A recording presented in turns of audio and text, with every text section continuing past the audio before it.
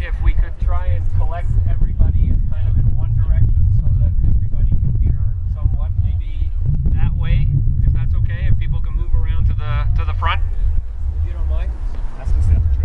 And please, if you can, stay off the trail so we don't have bicycle pedestrian conflicts.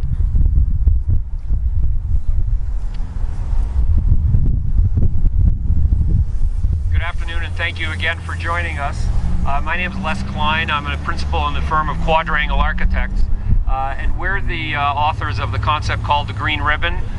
We have a few brochures that we're handing out. I expected about 50 people. I certainly didn't expect 150.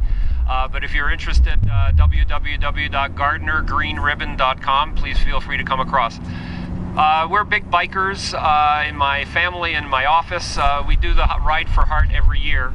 7 years ago, we were riding along the Gardner on our bikes, and I said, why can't we have Ride for Heart 365 days a year?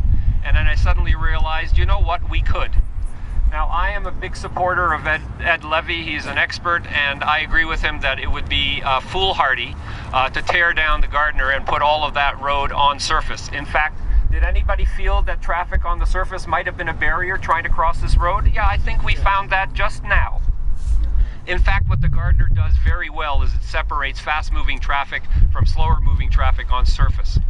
Our concept is basically to build a 7-kilometer-long, 80-acre park on top of the Gardner. The Gardner would remain, and if you look at it, and again, I will admit my prejudices.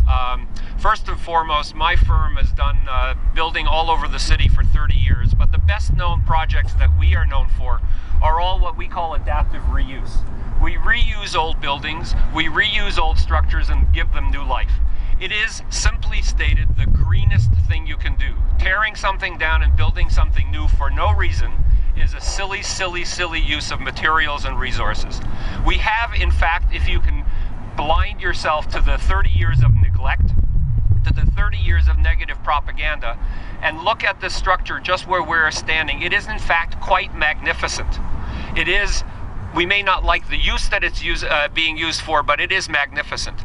So our proposal is to, every place you see a structural element, a column and a beam, outside of those, separately from that, we would build new beams, new columns, and build a roof over the Gardner. We have priced this concept out.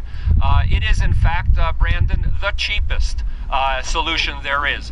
The cost of tearing down the Gardner and creating a new substandard road surface that would be a huge barrier between the city and the waterfront costs twice as much as our costing of the Green Ribbon.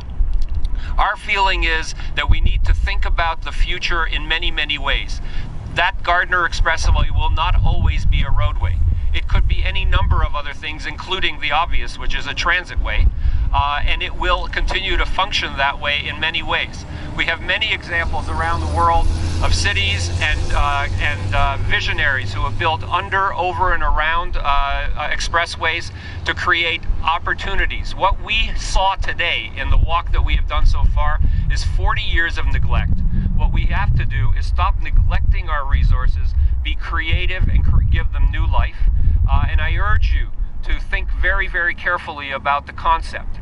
The notion that we can create 80 acres of park instead of dumping 40,000 cars a day into brand new, newly built communities that we've spent billions of dollars to create is, I think, counterproductive. So I look forward to conversations, and feel free to speak with me or come onto our website and continue the conversation. I thank the organizers for ensuring that everyone who has a care and a concern about what happens to the future of the city has a voice. Thank you very much.